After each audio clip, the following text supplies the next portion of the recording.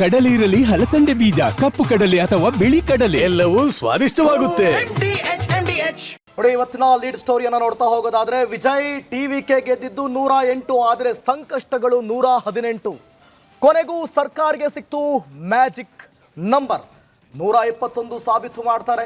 ಇದು ರಾಜಕೀಯ ಪ್ರತಿಯೊಂದು ಸಾಧ್ಯತೆಗಳ ಕಲೆ ಅಂತ ಹೇಳಿದ್ರೆ ತಪ್ಪಾಗಲ್ಲ.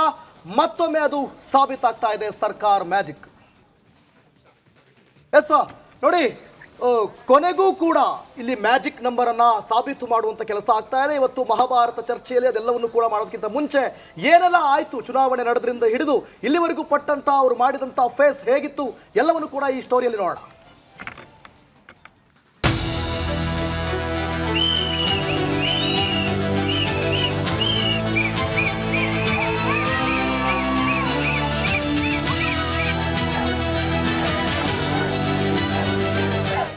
ವಿಜಯ್ ಅವರ ಟಿವಿಕೆ ಪಕ್ಷ ತಮಿಳುನಾಡಿನಲ್ಲಿ 107 ಕ್ಷೇತ್ರಗಳನ್ನ ಗೆದ್ದು ಇತಿಹಾಸ ನಿರ್ಮಿಸಿದೆ. ಅಧಿಕಾರ ಹಿಡಿಯಲು ಎದುರಾಗಿದ್ದ ಅಡೆತಡೆಗಳನ್ನ ದಾಟಿರುವ ವಿಜಯ್ ಗದ್ದುಗೆ ಹಿಡಿಯಲು ಮುಂದಾಗಿದ್ದಾರೆ.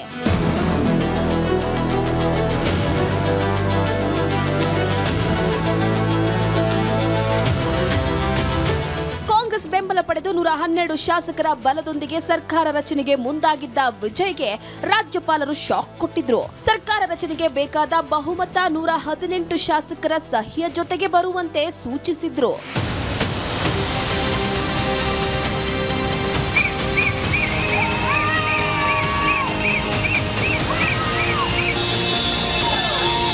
ಕೊನೆಗೆ ಎಡಪಕ್ಷಗಳ ಮೊರೆ ಹೋದ ವಿಜಯ್ ಈಗ ಸಂಪೂರ್ಣ ಬಹುಮತದೊಂದಿಗೆ ರಾಜ್ಯಪಾಲರ ಭೇಟಿ ಮಾಡಿದ್ದಾರೆ.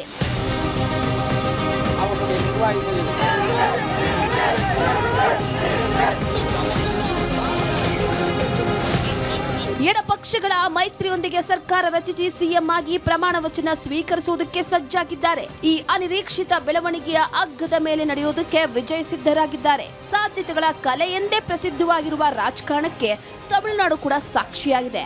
ಆದರೆ ಮೈತ್ರಿ ಜೊತೆಗೆ ವಿಜಯ್ ಎಷ್ಟು ದಿನ ಗಟ್ಟಿಯಾಗಿರುತ್ತಾರೆ ಎನ್ನುವುದು ಪ್ರಸ್ತುತ ರಾಜಕೀಯ ಪಡಸಾಲೆಯಲ್ಲಿರುವ ಚರ್ಚೆ. ಈ ವಿಚಾರವಾಗಿ ಇಂದಿನ ಮಹಾಭಾರತದಲ್ಲಿ ಚರ್ಚಿಸೋಣ ಬನ್ನಿ. ಪಂಚರಾಜ್ಯಗಳ ಚುನಾವಣೆಯ ಫಲಿತಾಂಶ ಬಂದು 4 ದಿನ ಆಗಿದೆ. 3 ಸಲ ರಾಜ್ಯಪಾಲರನ್ನ ವಿಜಯ್ ಭೇಟಿಯಾಗಿದ್ದಾರೆ. ಇವತ್ತಿನವರೆಗೂ ಕೂಡ ಅಸ್ಪಷ್ಟತೆ ಇತ್ತು. ಆದರೆ ಈಗ CPIM ಎಡಪಕ್ಷಗಳು ಮುಸ್ಲಿಂ ಲೀಗ್ ಜೊತೆಗೆ ತಾವು ಅಧಿಕಾರವನ್ನ ಮಾಡುವಂತ ಸಂಕಲ್ಪ ಮಾಡಿಯಾಗಿದೆ. ರಾಜ್ಯಪಾಲರನ್ನ ಭೇಟಿಯಾಗಿ ಇನ್ನೇನು ಪ್ರಮಾಣ ವಚನ ಮತ್ತೊಂದು ಮಗದೊಂದು. ಹಾಗಾದ್ರೆ ವಿಜಯ್ ಅವರ ಮುಂದಿನ ಹಾದಿ ಇದು ಸುಭದ್ರ ಸರ್ಕಾರದತ್ತವೋ ಅಥವಾ ಹಗ್ಗದ ಮೇಲಿನ ನಡಿಗೆಯೋ? ತಾವು ಕೊಟ್ಟಂತ ಭರವಸೆಗಳನ್ನ ಈಡೇರಿಸಲಿಕ್ಕೆ ಸಾಧ್ಯ ಇದೆಯಾ?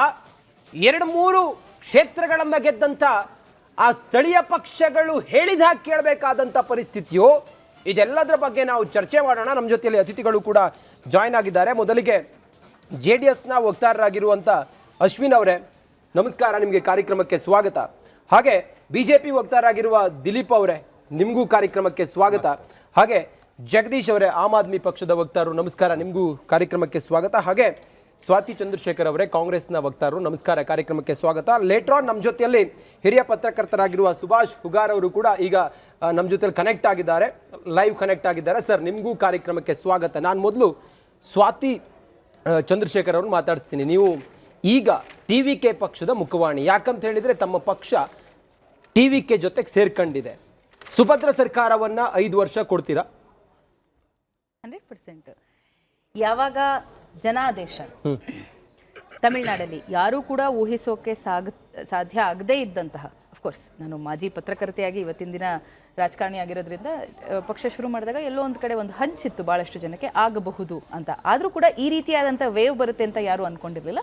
ಸೊ ಜನರು ಒಂದು ಸ್ಪಷ್ಟವಾದಂತಹ ಮ್ಯಾಂಡೇಟನ್ನು ವಿಜಯ್ ಅವ್ರಿಗೆ ಕೊಟ್ಟಿರುವಂಥದ್ದು, TVK ಪಕ್ಷಕ್ಕೆ ಕೊಟ್ಟಿರುವಂಥದ್ದು 108 ಸ್ಥಾನಗಳಲ್ಲಿ. ಟೆಕ್ನಿಕಲಿ 107, ಯಾಕೆಂತಂದರೆ ವಿಜಯ್ 2 ಕ್ಷೇತ್ರಗಳಿಂದ ಸ್ಪರ್ಧೆ ಮಾಡಿರುವಂಥದ್ದು.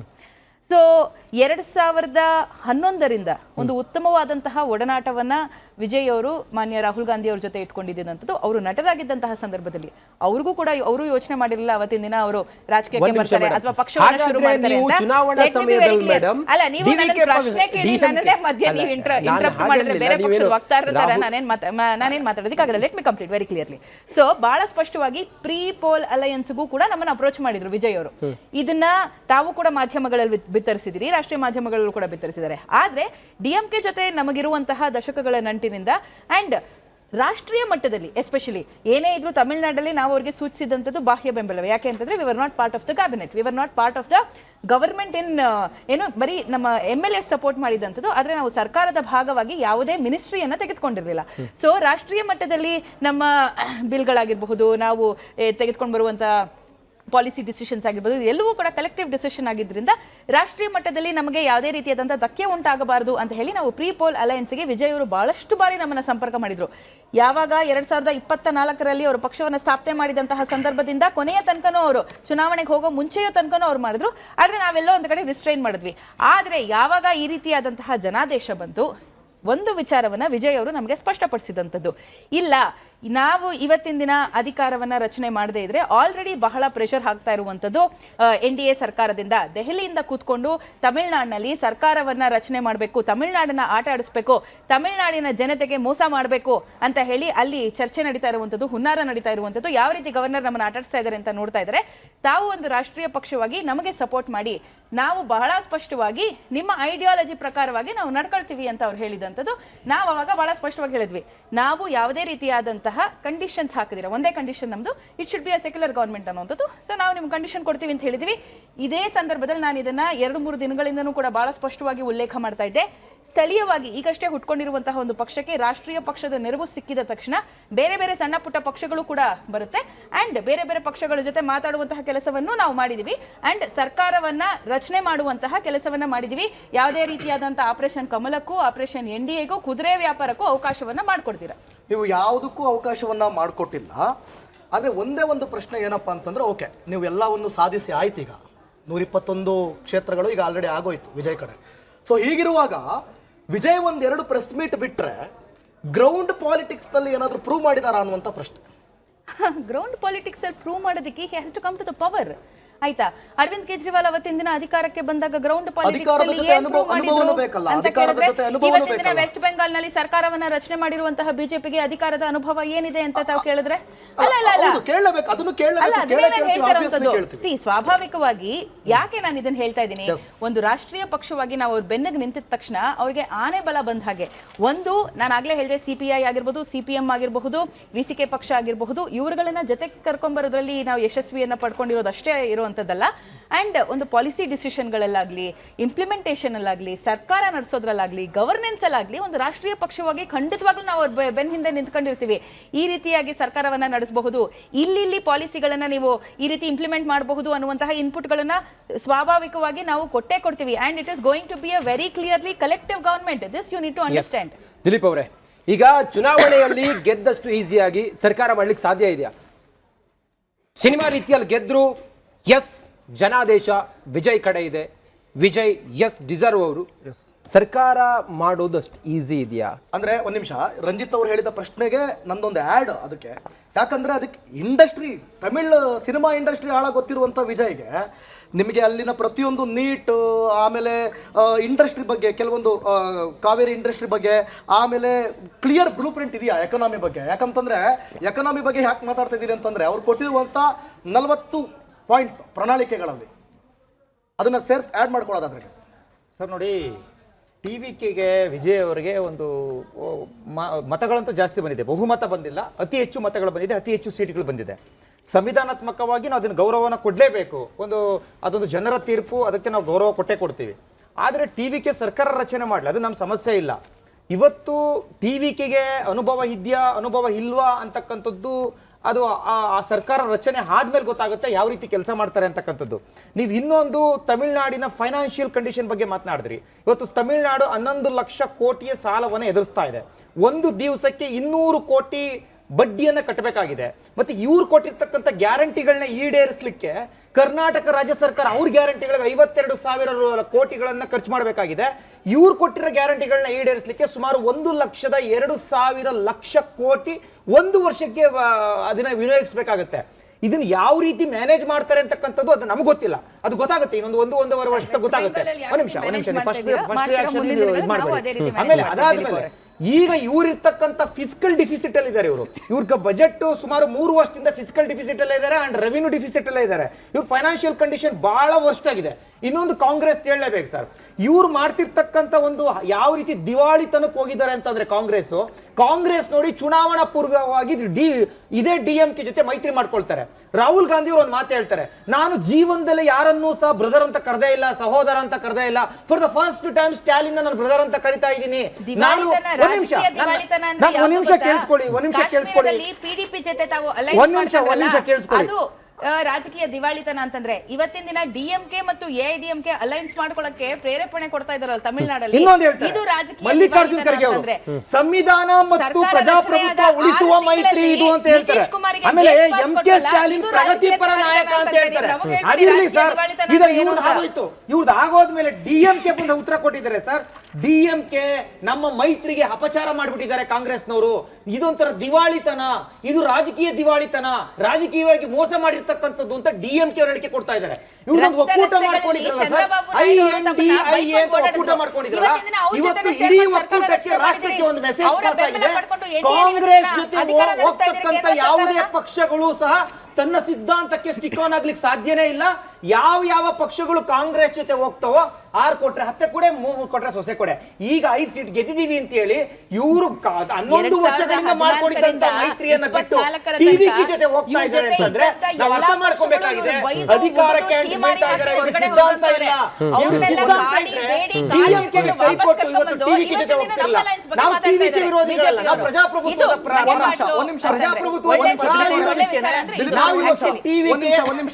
ಸರ್ಕಾರ ರಚನೆ ಈ ಚರ್ಚೆ ಒಳಗಡೆ ಒಂದು ಪಾಯಿಂಟ್ ಅನ್ನು ನಾನು ಆಡ್ ಆನ್ ಮಾಡ್ತೀನಿ. ಹೇಳಿ ಸರ್, ನೀವು ಹೇಳ್ತಾ ಇದ್ದೀರಾ DMK ಅವರು ಕಾಂಗ್ರೆಸ್ಗೆ ಮತ್ತೆ BJP ಅವರು ಕಾಂಗ್ರೆಸ್ಗೆ ಹೇಳ್ತಾ ಇದ್ದೀರಾ ನಿಮಗೆ ಏನ್ ನೈತಿಕತೆ ಇದೆ ಅಂತ ಹೇಳ್ತಾ ಇದ್ದಾರೆ. ಸೊ ಒಂದೊಂದು ಕಾಲದಲ್ಲಿ ನೀವು DMK ಜೊತೆ ಇದ್ರಲ್ಲ, ಮತ್ತೆ ಏನ್ ನೈತಿಕತೆ ಇದೆ ಈಗ ಈ ಪ್ರಶ್ನೆ ಸರ್? ನಾವು DMK ಜೊತೆ ಇದ್ದಾಗ DMK ಸಿದ್ಧಾಂತಗಳು ಬೇರೆ ಇದ್ದು, DMK ಸಿದ್ಧಾಂತಗಳು ಬದಲಾದವು. ಯಾವ ನಿಮಿಷ ಕೇಳಿಸ್ಕೊಳ್ಳಿ ಮೇಡಮ್, ನೀವು ನಾನು ಹೇಳ್ತಕ್ಕಂಥ ಸತ್ಯವನ್ನ ಕೇಳಿಸ್ಕೊಳ್ತಕ್ಕಂಥ ಧೈರ್ಯವನ್ನ ಮಾಡಿ ಆಮೇಲೆ ಉತ್ತರ ಕೊಡಿ. ನಿಮಗೆ ಡಿಸ್ಟರ್ಬ್ ಮಾಡೋದ್ರಿಂದ ನಮ್ಮ ಧ್ವನಿಯನ್ನು ಅಡಗಿಸಿ ಸಾಧ್ಯ ಇಲ್ಲ.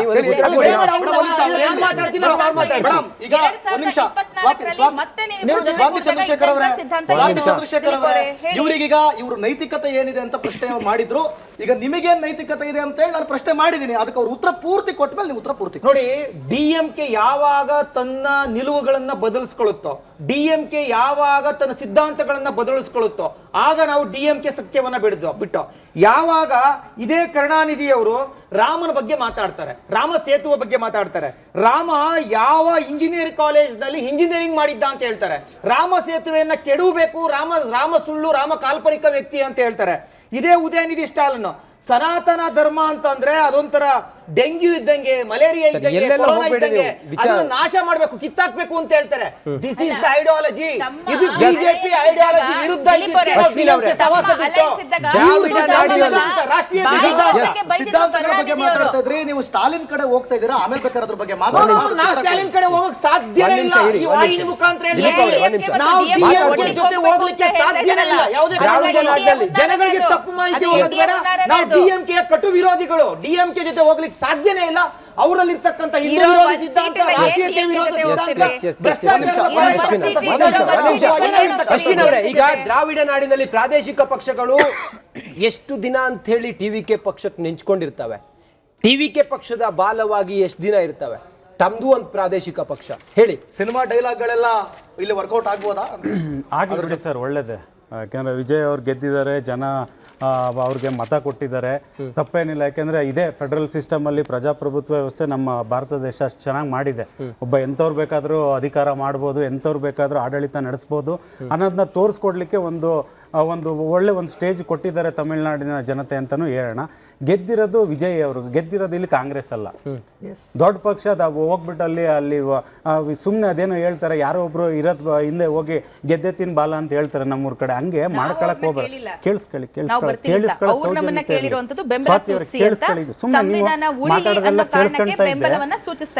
ವೆಸ್ಟ್ ಬೆಂಗಾಲಲ್ಲಿ ಸುಮ್ಮನೆ ಇರಮ್ಮ, ಆಯ್ತು ಒಂದು ನಿಮಿಷ ಕೇಳಿಸ್ಕೊಳ್ಳಮ್ಮ, ನೀನು ಕೇಳಿಸ್ಕೊಳ್ಳಿ, ಧೈರ್ಯ ಮಾಡಮ್ಮ, ಸುಮ್ಮನೆ ಬಾಯಿ ಬಂದಿದ್ದು ಮಾತಾಡ್ತೀನಿ, ನಾನು ಹೇಳೋದನ್ನ ನೀವು ಕೇಳಿಸ್ಕೊಳ್ಳಿ. ಏನ್ ಗೆದ್ಬಿಟ್ಟಲ್ಲಿ ಅಧಿಕಾರ ನಡೆಸಿದಾರೆ ತಮಿಳ್ನಾಡಲ್ಲಿ, ಕೇಳಿಸ್ಕೊಳ್ಳೋದು ಕಲ್ತ್ಕೊಳ್ಳಿ, ಒಂದ್ ನಿಮಿಷ ಕೇಳಿಸ್ಕೊಳ್ಳೋದು ಕಲ್ತ್ಕೊಳ್ಳಿ. ಇವ್ರೆ ಕಾಂಗ್ರೆಸ್ ಅವ್ರು ಹೆಂಗ್ ಆಡ್ತವ್ರೆ ಅಂದ್ರೆ ಒತ್ತು ಉದಯ ಹಾಕ್ಸಿ ಇನ್ನು ಸೂರ್ಯ ಮುಳುಗದ್ ಗೊತ್ತಿಲ್ಲ, ಆಗ್ಲೇ ಹೋಗ್ಬಿಟ್ಟು ವಿಜಯ್ ಕಾಲಕ್ಕೆ ಬಿದ್ಬಿಟ್ಟು ನಮ್ಗೆ ಸೇರ್ಸ್ಕೊಳ್ತೀವಿ. ನೀವು ಆಡ್ತಿಲ್ಲ ಹೆಂಗಿದೆ ಸುಮ್ಮನೆ ಕಾಂಗ್ರೆಸ್ ಅವರೆಲ್ಲ ನೋಡಿದೀವಿ, ಅನುಕೂಲ ಸಿಂಗ್ ರಾಜಕಾರಣ ನೀವೆಲ್ಲ ಹೆಂಗ್ ಮಾಡ್ಕೊಂಡು ಬರ್ತೀರಾ ಅಂತ. ವೆಸ್ಟ್ ಬೆಂಗಾಲ್ ನಿಮ್ನ ಬಾರ್ಡರ್ಗೂ ಬಿಟ್ಕೊಂಡಿಲ್ಲ ಮಮತಾ ಬ್ಯಾನರ್ಜಿ ಅವರು, ಹೊರಗಡೆ ನಿಂತ್ಕೊಳ್ಳಿ, ಹತ್ರ ಸೇರಿಸ್ಲಿಲ್ಲ ನಿಮ್ನ.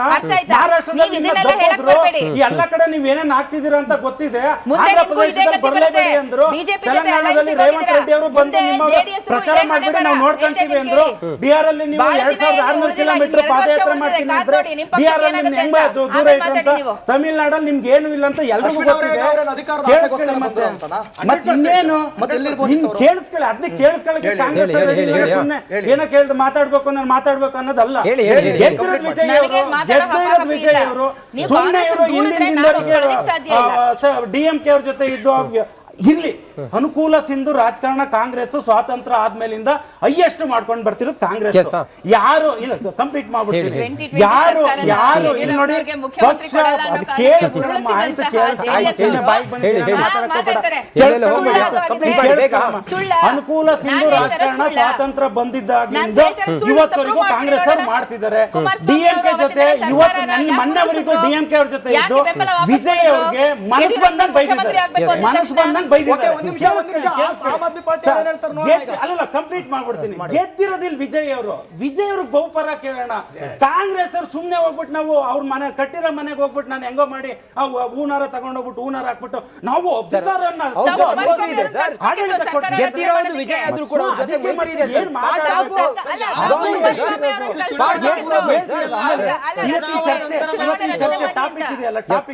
ಇವತ್ತಿನ ಚರ್ಚೆ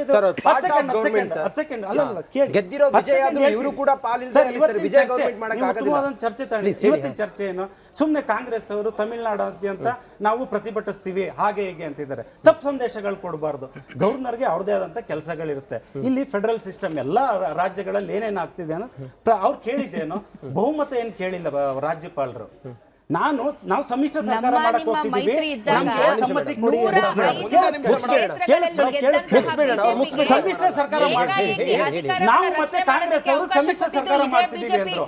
ಅವ್ರು ಟೆಕ್ನಿಕಲಿ ಕೇಳಿದ್ರು, ನೀವು ಕಾಂಗ್ರೆಸ್ ಅವರು ಸಮ್ಮಿಶ್ರ ಸರ್ಕಾರ ಮಾಡೋದಾದ್ರೆ ಅಷ್ಟು ನಂಬರ್ ಇಲ್ವಲ್ಲ ಅಂತ ಕೇಳಿದ್ರು ವಿನಃ ಇಲ್ಲಿ ಯಾವ್ದು ವಿಜಯ್ ಅವ್ರನ್ನ ತಡಿಯಂತ ಕೆಲಸ ಆಗಿಲ್ಲ. ಅದನ್ನೇ ತಿಳ್ಕೋಬೇಕು. ಅವರು ನಮ್ದು ಅತಿ ದೊಡ್ಡ ಪಕ್ಷ ಸರ್, ಒಂದ್ ನಿಮಿಷ ಹೇಳ್ಬಿಡ್ತೀನಿ, ಅತಿ ದೊಡ್ಡ ಪಕ್ಷ. ನಮ್ಗೆ ಪ್ರಮಾಣ ವಚನ ಸ್ವೀಕರಿಸಲಿಕ್ಕೆ ಅನುಮತಿ ಕೊಡಿ ಅಂತಂದ್ರೆ ಅವ್ರು ಯಾರು ಸರ್ ಕೊಟ್ಟೆ ಕೊಡ್ಬೇಕು. ಅಲ್ಲಾಗಿ ಟೆಕ್ನಿಕಲ್, ಯಾಕಂದ್ರೆ ಮಾಧ್ಯಮದಲ್ಲಿ ಪ್ರಸ್ತುತ ಆಗಿದೆ, ಪತ್ರಿಕೆಗಳಲ್ಲಿ ಬಂದಿದೆ, ಅವರು ಹೇಳಿದ್ರು ಪತ್ರಿಕೋದ್ಯಮದಲ್ಲಿ ಇದ್ದೀನಿ ಅಂತ. ಅದಕ್ಕಾಗಿ ಸ್ವಲ್ಪ ತಿಳ್ಕೊಂಡು ಓಕೆ, ಸುಭಾಷ್ ಹುಗಾರ್ ಸರ್ ಕೂಡ ನಮ್ಮ ಜೊತೆಯಲ್ಲಿ ಝೂಮ್ ಕನೆಕ್ಟ್ ಆಗಿದ್ದಾರೆ, ಹಿರಿಯ ಪತ್ರಕರ್ತರು. ಸರ್ ನಮಸ್ಕಾರ, ಕಾರ್ಯಕ್ರಮಕ್ಕೆ ಸ್ವಾಗತ ತಮಗೆ. ಸರ್, ತಾವಿದನ್ನ ಹೇಗೆ ನೋಡ್ತಾ ಇದ್ದೀರಿ, ಹೇಗೆ ಅನಲೈಸ್ ಮಾಡ್ತೀರಿ? ದ್ರಾವಿಡ ರಾಜಕಾರಣ ಸಿನಿಮಾ ರೀತಿಯಲ್ಲೇ ಗೆದ್ರು, ಈಗ ಸಿನಿಮಾ ರೀತಿಯಲ್ಲೇ ಅಧಿಕಾರಕ್ಕೆ ಬರುವಂತ ಸಂದಿಗ್ಧ ಸ್ಥಿತಿ ನಿರ್ಮಾಣವಾಗಿದೆ. ಈ ಹೊತ್ತಿಗೆ ತಾವು ಇದನ್ನು ಹೇಗೆ ವಿಶ್ಲೇಷಿಸ್ತೀರಿ ಸರ್? ಗಂಟು ಕಟ್ಟಿಕೋ ಲವಂಗ, ಹಸಿರು ಏಲಕ್ಕಿಯಿಂದ ತುಂಬಿದ MDH D+ ಮಸಾಲೆ. ಈ ಹೊತ್ತಿಗೆ TVK ವಿಜಯ್ಗೆ ಖಂಡಿತವಾಗಿಯೂ ಕೂಡ ಬಹಳ ದೊಡ್ಡ ಸವಾಲುಗಳಿದಾವೆ. ಯಾಕಂದ್ರೆ ವಿಜಯ್ ಬಹಳ ಅದ್ಭುತವಾದಂಥ ಒಂದು ಮ್ಯಾಂಡೇಟ್ ಜನರಿಂದ ತಗೊಂಡು ಸರ್ಕಾರ ರಚನೆ ಮಾಡ್ತಾ ಇರ್ಬೋದು. ಬಹುಮತ ಬರದೇ ಇದ್ರೂ ಕೂಡ ಎರಡೂ ಸ್ಥಾಪಿತ ದ್ರಾವಿಡ ಪಕ್ಷಗಳಿಗೆ ಹೋಲಿಸಿದ್ರೆ ಬಹಳ ಹೆಚ್ಚಿನ ಶಾಸಕರು ಅವ್ರ ಪಕ್ಷದಿಂದ ಆಯ್ಕೆಯಾಗಿ ಈಗ ಅವರು ಸರ್ಕಾರ ರಚನೆಯನ್ನು ಮಾಡ್ತಾ ಇದ್ದಾರೆ. ನಿನ್ನೆವರೆಗೂ ಬೇರೆ ಸಿಚುವೇಶನ್ ಇತ್ತು, ಇವತ್ತು ಅವ್ರಿಗೆ ಅಗತ್ಯ ಇರುವಂತ ಶಾಸಕರ ಬೆಂಬಲ ಇದೆ, ಅವರು ಸರ್ಕಾರ ರಚನೆ ಮಾಡ್ತಾ ಇದ್ದಾರೆ. ಇದು ಒಂದ್ ಪಾರ್ಟ್. ಆದ್ರೆ ಅವ್ರಿಗೆ ಅಧಿಕಾರದ ಅನುಭವ ಇಲ್ಲ ಮತ್ತು ಬಹಳ ಮೈನಾರಿಟಿ ಗವರ್ಮೆಂಟು, ಬಹಳ ಥಿನ್ ಮೆಜಾರಿಟಿ, ಎಲ್ಲ ಪಕ್ಷಗಳ 4-5 ಪಕ್ಷಗಳ ಜೊತೆಗೆ ಸೇರಿಕೊಂಡು ಅವರು ಆ ಒಂದು ಏನು ಮೆಜಾರಿಟಿ ಮಾರ್ಕನ್ನು ಕ್ರಾಸ್ ಮಾಡಿರೋದ್ರಿಂದ ಇದು ಅಷ್ಟು ಸುಲಭವಾಗಿ ಆಡಳಿತ ನಡೆಸೋದು ಅಷ್ಟು ಈಸಿ ಅಲ್ಲ ಅಂತ ನನಗೆ ಅನಿಸುತ್ತೆ. ಭಾಳ ಹಗ್ಗದ ಮೇಲಿನ ನಡಿಗೆ ಖಂಡಿತವಾಗಿಯೂ ಕೂಡ TVK ವಿಜಯ ಅವ್ರಿಗಾಗ್ತವೆ. ಆದರೆ ಎರಡೂ ರಾಜಕೀಯ ಪಕ್ಷಗಳು, ಸ್ಥಾಪಿತ ರಾಜಕೀಯ ಪಕ್ಷಗಳನ್ನು ಮೀರಿ ಅಲ್ಲಿನ ಜನ, ತಮಿಳುನಾಡಿನ ಜನ ಒಬ್ಬ ಹೊಸ ಸಿನಿಮಾ ನಟನಿಗೆ, ಒಬ್ಬ ಯುವ ನಟನಿಗೆ, ಅಲ್ಲಿಯ ಜನ್ಸಿ, ಅಲ್ಲಿಯ ಮಹಿಳೆಯರು ಅವರೆಲ್ಲರೂ ಕೂಡ ಕೊಟ್ಟಂಥ ಈ ಒಂದು ಅಭೂತಪೂರ್ವವಾದಂಥ ಒಂದು ಮ್ಯಾಂಡೇಟ್ ಏನಿದೆ ಅದನ್ನು ಅವರು ಯಾವ ರೀತಿ ಜನರ ನಿರೀಕ್ಷೆಗೆ ತಕ್ಕಂತೆ ಕೆಲಸ ಮಾಡ್ತಾರೆ ಅನ್ನೋದು ಕಾದು ನೋಡಬೇಕು. ನಾವು ಭಾಳ ಇಮ್ಮಿಡಿಯೇಟ್ ಆಗಿ ಅದ್ರ ಬಗ್ಗೆ ಒಂದೇನೋ ಅವರು ಅನುಭವ ಇಲ್ಲ, ಅವರು ಫೇಲ್ ಆಗಿಬಿಡ್ತಾರೆ ಅಂತ ಅನ್ನೋದಾಗಲಿ, ಅಥವಾ ಅನುಭವ ಇರದೇ ಇದ್ದರೂ ಕೂಡ ಅವ್ರಿಗೆ ಪಾಪ್ಯುಲಾರಿಟಿ ಇದೆ, ಅವರು ಹೆಂಗೋ ಬೇರೆ ಪಾರ್ಟಿಗಳ ನೆರವಿನಿಂದ ಕ್ಲಿಕ್ ಆಗ್ತಾರೆ, ಸಕ್ಸಸ್ಫುಲ್ ಆಗ್ತಾರೆ ಅಂತಾಗಲಿ, ಈ ಥರದ ತೀರ್ಪುಗಳನ್ನು ನಾವು ಕೊಡೋದಕ್ಕಿಂತ MK ಸ್ಟಾಲಿನ್ ಸೋತರೂ ಕೂಡ ಒಂದು ಭಾಳ ಅದ್ಭುತವಾದಂಥ ಪ್ರತಿಕ್ರಿಯೆಯನ್ನು ಕೊಟ್ಟಿದ್ದರು. ಅವರು TVKಯ ವಿಜಯ್ ಸರ್ಕಾರ ರಚನೆ ಮಾಡಲಿ 6 ತಿಂಗಳವರೆಗೂ ನಾವು ಯಾವುದೇ ಟೀಕೆಯನ್ನು ಕೂಡ ಮಾಡೋದಿಲ್ಲ, ಅವ್ರು ಯಾವ ರೀತಿ ಸರ್ಕಾರವನ್ನು ಮಾಡ್ತಾರೆ ಅಂತೇಳಿ ನಾವು ಅಬ್ಸರ್ವ್ ಮಾಡ್ತೀವಿ ಅಂತ MK ಸ್ಟಾಲಿನ್ ಹೇಳಿದರು. ಅದು ಭಾಳ ಒಳ್ಳೆಯದಾದಂಥ ಒಂದು ಹೇಳಿಕೆ. ಎಲ್ಲರೂ ಕೂಡ ಆ ವಿಚಾರವನ್ನು ಪಾಲನೆ ಮಾಡಬೇಕು, ಅವ್ರಿಗೊಂದು ಅವಕಾಶ ಕೊಡಬೇಕು. ಅವ್ರು ಯಾವ ರೀತಿ ಸರ್ಕಾರ ಮಾಡ್ತಾರೆ ಅಂತೇಳಿ ಸ್ವಲ್ಪ ಅಬ್ಸರ್ವ್ ಮಾಡಬೇಕು, ನೋಡಲಿ. ಅದಾದ ನಂತರ ಗೊತ್ತಾಗುತ್ತೆ ಅವರು ತಪ್ಪುಗಳನ್ನು ಮಾಡಿದಾಗ ಆಮೇಲೆ ಇವರು ಟೀಕೆ ಮಾಡೋದು ಸರಿ. ಏನೂ ಇಲ್ಲದೆ ಹೋದಾಗ, ಏನೂ ಇಲ್ಲದೆ ಇದ್ದರೆ ಈಗಲೇ ಅವ್ರ ಸರ್ಕಾರ ಅನುಭವ ಇಲ್ಲ, ಇವರು ಫೇಲ್ ಆಗ್ತಾರೆ, ಇವ್ರಿಗೆ ಎಕನಾಮಿ ಗೊತ್ತಿಲ್ಲ, ಇವ್ರಿಗೆ ಇನ್ನೊಂದು ಗೊತ್ತಿಲ್ಲ, ಮತ್ತೊಂದು ಗೊತ್ತಿಲ್ಲ, ಎಲ್ಲ ಯಾರಿಗೇನು ಗೊತ್ತಿದೆಯೋ ಗೊತ್ತಿಲ್ಲ. ಅಲ್ಲಿನ ಜನಗಳು ಅವ್ರಿಗೆ ವೋಟ್ ಹಾಕಿದ್ದಾರೆ. ಜನಗಳು ಈ ಎಲ್ಲ ವಿಚಾರಗಳನ್ನು ನೋಡಿನೇ ವೋಟ್ ಹಾಕಿರ್ಬೋದು. ಅನುಭವ ಇರಲಾರ್ದವರು ಕೂಡ ಅವಕಾಶ ಸಿಕ್ಕಾಗ ಭಾಳ ಅದ್ಭುತವಾಗಿ ಆಡಳಿತವನ್ನು ಕೊಟ್ಟು ಸಕ್ಸಸ್ಫುಲ್ ಆದಂಥ ಉದಾಹರಣೆಗಳೂ ಕೂಡ ಇವೆ. ಭಾಳಷ್ಟು ಅನುಭವ ಇರೋರು ಏನೇನು ಮಾಡ್ತಾ ಇದ್ದಾರೆ ಅಂತೂ ಕೂಡ ಜನ ನೋಡಿದ್ದಾರೆ. ಹೀಗಾಗಿ ಅನುಭವ ಇರೋರಿಗೆ ಸರ್ಕಾರ ಮಾಡಲಿಕ್ಕೆ ಆಗಲ್ಲ ಅನ್ನುವ ತೀರ್ಮಾನಕ್ಕೆ ಈಗಲೇ ಬರೋದು ಬೇಡ. ಅವ್ರಿಗೆ ಅವಕಾಶ ಕೊಟ್ಟರೆ ಅವ್ರು ಏನು ಮಾಡ್ತಾರೆ ಅಂತ ಅನ್ನೋದನ್ನು ನೋಡಿ ಆಮೇಲೆ ಅದ್ರ ಬಗ್ಗೆ ಪ್ರತಿಕ್ರಿಯೆ ಕೊಡೋದು ಸೂಕ್ತ ಅಂತ ನನಗನ್ಸುತ್ತೆ. ಸುಭಾಷ್ ಶುಗಾರ್ ಅವರೇ, ಕರ್ನಾಟಕದಲ್ಲೇ ನಾವು ನಡೆದಂಥ ಒಂದು ತಾಜಾ ಉದಾಹರಣೆಯನ್ನು ತೆಗೆದುಕೊಳ್ಳೋದಾದರೆ, ಮ್ಯಾಜಿಕ್ ನಂಬರ್ ಇಲ್ಲ ಅಂತಂದ್ರು ಯಡಿಯೂರಪ್ಪನವರು ಪ್ರಮಾಣ ವಚನವನ್ನು ಸ್ವೀಕರಿಸಿದ್ರು. ಸೊ ಇದೇ ತಮಿಳ್ನಾಡಲ್ಲಿ ಈಗ ಅವರು ಕರಿಬೋದಿತ್ತ, ಯಾಕೆ ಅವರು ಮ್ಯಾಜಿಕ್ ನಂಬರ್ ಜೊತೆಗೇ ಬನ್ನಿ ಅಂತ ಹೇಳ್ತಾ ಇದ್ದಾರೆ? ಅದೇನಾದರೂ ರಾಜ್ಯಪಾಲರ ವಿವೇಚನೆಗೆ ಏನಾದ್ರು ಬಿಟ್ಟಿದ್ದ, ಏನು ಕತೆ ಅಂತ? ಇಲ್ಲ, ಇದು ಖಂಡಿತವಾಗಿಯೂ ಕೂಡ ರಾಜ್ಯಪಾಲರ ವಿವೇಚನೆಗೆ ಬಿಟ್ಟಂಥ ವಿಚಾರ. 2 ಥರದ ಅಭಿಪ್ರಾಯಗಳಿದ್ದಾವೆ. ಒಂದು, ನೀವು ಕಾನ್ಸ್ಟಿಟ್ಯೂಷನಲ್ಲಿ ನೋಡೋದಾದರೆ ಆರ್ಟಿಕಲ್ 164 ಪ್ರಕಾರ ಯಾವುದೇ ಪಾರ್ಟಿ ಅಥವಾ ಯಾವುದೇ ಅಲಯನ್ಸು ತಮಗೆ ಮೆಜಾರಿಟಿ ಶಾಸಕರ ಬೆಂಬಲ ಇದೆ ಅಂತ ಗವರ್ನರ್ಗೆ ಕನ್ವಿನ್ಸ್ ಮಾಡಬೇಕಾಗತ್ತೆ, ಸ್ಯಾಟಿಸ್ಫೈ ಮಾಡಬೇಕಾಗತ್ತೆ. ಸಿಂಗಲ್ ಲಾರ್ಜೆಸ್ಟ್ ಪಾರ್ಟಿ ಬಹುಮತ ಇಲ್ಲದೆ ಇದ್ದರೂ ಕೂಡ ಅವರನ್ನು ಅಧಿಕಾರ ನಡೆಸಲಿಕ್ಕೆ ಕರಿಬೇಕು ಅಂತ ಸಂವಿಧಾನದೊಳಗಡೆ ಇಲ್ಲ, ಸ್ಪಷ್ಟವಾಗಿ ಅದರೊಳಗೇನು ಬರೆದಿಲ್ಲ. ಆದರೆ ಇಲ್ಲಿಯವರೆಗಿನ ಎಲ್ಲ ಪ್ರೆಸಿಡೆಂಟ್ಗಳು, ಎಲ್ಲ ಸಂಪ್ರದಾಯಗಳು, ಎಲ್ಲ ಪರಂಪರೆ ಏನಿದೆ ನಮ್ಮದು ಸಂಸದೀಯ ಪ್ರಜಾಪ್ರಭುತ್ವದೊಳಗಿನ ಪರಂಪರೆ, ನಿಮಗೆ 108 ಉದಾಹರಣೆಗಳು ಅದರೊಳಗೆ ಸಿಗ್ತವೆ. ಕರ್ನಾಟಕದೊಳಗಡೆ ನೀವು 2018 ಯಡಿಯೂರಪ್ಪ ಅವರಿಗೆ ಕೇವಲ 104 ಸೀಟ್ ಬಂದರೂ ಕೂಡ ವಜುಭಾಯಿ ವಾಲಾ ಅವ್ರನ್ನ ಕರೆದು ಪ್ರಮಾಣ ವಚನ ಸ್ವೀಕಾರ ಅವ್ರಿಗೆ ಮಾಡಿಸಿದ್ರು, ಅಧಿಕಾರ ಮಾಡಲಿಕ್ಕೆ ಕೊಟ್ಟರು. ದೇವೇಂದ್ರ ಫಡ್ನವೀಸ್ ಅವರಿಗೆ ಮಹಾರಾಷ್ಟ್ರದೊಳಗಡೆ 21 ಶಾಸಕರ ಕೊರತೆ ಇತ್ತು. ಯಾವಾಗ? 2019 21 ಶಾಸಕರ ಕೊರತೆ ಇದ್ದರೂ ಕೂಡ ಅಲ್ಲಿನ ಗವರ್ನರ್ ವಿದ್ಯಾಸಾಗರ್ ಶರ್ಮಾ ಅವರಿಗೆ ಕರೆದು ಸರ್ಕಾರ ರಚನೆ ಮಾಡಲಿಕ್ಕೆ ಅವಕಾಶ ಕೊಟ್ಟರು. ಅದ್ಯಾಕೆ? ಎಲ್ಲದಕ್ಕಿಂತ ಹೆಚ್ಚಾಗಿ 1996 ವಾಜಪೇಯಿ ಅವರಿಗೆ BJP ನೇತೃತ್ವದ ಮೈತ್ರಿಕೂಟಕ್ಕೆ ಮೆಜಾರಿಟಿಗೆ ಬೇಕಾಗಿರುವಂಥ ನಂಬರು 110, 112ರಷ್ಟು ಸಂಸದರ ಸಂಖ್ಯೆ ಕಡಿಮೆ ಇತ್ತು. ಆವಾಗ NDA ಮೈತ್ರಿಕೂಟಕ್ಕೆ ಇದ್ದಿದ್ದು 165, 163, 64 ಅಷ್ಟೇ ಇತ್ತು. 222 ಬೇಕಾಗಿತ್ತು. ಒಂದು 100ಕ್ಕಿಂತ ಹೆಚ್ಚು ಸಂಸದರ ಕೊರತೆ ಇದ್ದರೂ ಕೂಡ ರಾಷ್ಟ್ರಪತಿಗಳು ವಾಜಪೇಯಿ ಅವರಿಗೆ ಪ್ರಮಾಣ ವಚನವನ್ನು ಬೋಧಿಸಿದ್ರು. ವಾಜಪೇಯಿ ಅವರ ಸರ್ಕಾರ ರಚನೆ ಆಗಿತ್ತು, ವಾಜಪೇಯಿ ಪ್ರಧಾನಮಂತ್ರಿ ಆಗಿದ್ದರು, 13 ದಿವಸ ಪ್ರಧಾನಮಂತ್ರಿ ಆಗಿದ್ದರು. ಅವರಿಗೆ ಫ್ಲೋರ್ ಮೇಲೆ ಬಹುಮತವನ್ನು ಸಾಬೀತು ಮಾಡಲಿಕ್ಕೆ ಆಗಲಿಲ್ಲ. ಆಮೇಲೆ ಅವರು ರಾಜೀನಾಮೆ ಕೊಟ್ಟರು. ಇದು ಸಹಜವಾದಂಥ ಒಂದು ಪ್ರಕ್ರಿಯೆ. ಈಗ ನಾವು ಕೆಲವು ಪೂರ್ವ ನಿದರ್ಶನಗಳನ್ನು ನೋಡಿಕೊಂಡು ರಾಜ್ಯಪಾಲರು ತೀರ್ಮಾನವನ್ನು ತೆಗೆದುಕೊಳ್ಬೇಕಾಗತ್ತೆ. ತಮಿಳುನಾಡು ವಿಚಾರದಲ್ಲಿ ಆ ರೀತಿ ಆಗಲಿಲ್ಲ. ಆದರೆ ಆ ರೀತಿ ಮಾಡಲೇಬೇಕು ಅನ್ನುವ ಒಂದು ಸ್ಪಷ್ಟವಾದಂಥ ಏನು ಸಂವಿಧಾನದೊಳಗಡೆ ಬರೆದಿಲ್ಲ. ಆ ಟೆಕ್ನಿಕಲ್ ವಿಚಾರವನ್ನು ಇಟ್ಕೊಂಡು ಅವರು ತಮ್ಮ ನಿರ್ಧಾರವನ್ನು ಪ್ರಕಟಿಸಿದ್ದಾರೆ. ನಮಗಿರೋ ಬೇಸರ ಏನು ಅಂತಂದ್ರೆ, ರಾಜ್ಯಪಾಲರ ವಿವೇಚನೆ ಒಂದೊಂದು ರಾಜ್ಯಕ್ಕೆ ಒಂದೊಂದು ತರ ಇರುತ್ತಲ್ಲ ಅಂತ. Hugar sir, yes, Sudarshan sir, ತಾವು ಸಂಪರ್ಕದಲ್ಲಿರಿ, ಮತ್ತೆ ಮಾತಾಡ್ತೀನಿ. ಒಂದ್ ನಿಮಿಷ ಹುಗಾರ್ ಸರ್, ಹಾಗೆ ಸಂಪರ್ಕದಲ್ಲಿರಿ. ಜಗದೀಶ್ ಅವರೇ, ಈಗ ರಾಜಕೀಯ ಕಾರಣಕ್ಕೋಸ್ಕರ ವಿಳಂಬ ಆಗ್ತಾ ಇದೆಯಾ? ತಾವು ನೋಡ್ತಿರೋ ಹಾಗೆ ಯಾರ ಕೈ ಮೇಲೆ ಆಗ್ತಿದೆ ಅಂತ ಹೇಳಿ ತಮ್ಗನಿಸ್ತಿದೆ ಇಲ್ಲಿ? ಸರ್, ಈಗ ಬೊಮ್ಮಾಯಿ ಅವರ ಕೇಸಲ್ಲಿ ಸುಪ್ರೀಂ ಕೋರ್ಟ್ ಸ್ಪಷ್ಟವಾಗಿ ತೀರ್ಪು ಕೊಟ್ಟಿದೆ. ಹೌದು. ಈಗ ನಮ್ಮ ದೇಶ ನಾವು ಪ್ರಜಾಪ್ರಭುತ್ವ ಅಂತೇಳಿ ಯಾವುದೇ ವಿಚಾರ ಬಂದ್ರು ಸುಪ್ರೀಂ ಕೋರ್ಟ್ ಮೊರೆ ಹೋಗ್ತೀವಿ. ಸೊ ಸುಪ್ರೀಂ ಕೋರ್ಟ್ ಅಲ್ಲಿ ಸ್ಪಷ್ಟವಾಗಿ ಏನ್ ಹೇಳಿದ್ದಾರೆ ಅಂತಂದ್ರೆ, ಫ್ಲೋರ್ ಅಲ್ಲಿ ಅದು ಪ್ರೂವ್ ಆಗ್ಬೇಕು, ಅವರಿಗೆ ಮೆಜಾರಿಟಿ ಇದೆಯಾ ಇಲ್ವಾ ಅಂತ. ಇದು ರಾಜ್ಯಪಾಲರ ವಿವೇಚನೆಗೆ ಬಿಟ್ಟಿದ್ದು ಅಲ್ಲ, ಅಥವಾ ರಾಜ್ಯಪಾಲರು ಸ್ವಂತ ತೀರ್ಮಾನ ತಗೊಳ್ಳುವಂತದ್ದು ಅಲ್ಲ. ರಾಜ್ಯಪಾಲರು ಯಾರು? ಅವರು ಕೇಂದ್ರದಿಂದ ನೇಮಕ ಆಗಿರುವಂತ ಒಂದೊಂದು ರಾಜ್ಯಕ್ಕೆ ಅಧಿಕಾರಿ. ಇದಕ್ಕಿಂತ ಹೆಚ್ಚಿನೇನಿಲ್ಲ. ನಾವು ಈಗ ಮೊದಲಿಂದ ಸಂವಿಧಾನದ ಆರ್ಟಿಕಲ್ 163 ಏನ್ ಹೇಳುತ್ತೆ ಅಂತ ಹೇಳಿ ಜನಗಳಿಗೆ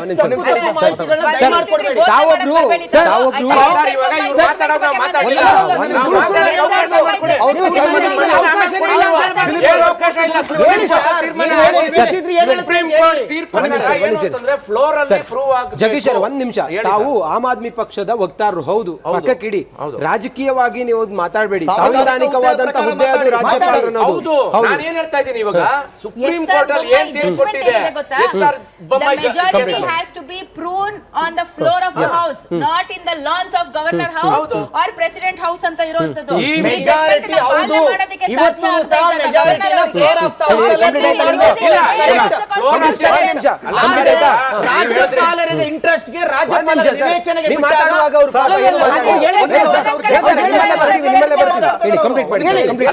ಅವರು ನೀವು ಮಾತಾಡಿ ಕಂಪ್ಲೀಟ್ ಮಾಡಿ. ಅಲ್ಲ ಸರ್, ಈಗ ನೀವು ಹೇಳಿದ್ರಿ, ಈಗ ನಾನು ಆಮ್ ಆದ್ಮಿ ಪಾರ್ಟಿ ವಕ್ತಾರ ಅಂತ ಮಾತಾಡ್ತಿಲ್ಲ.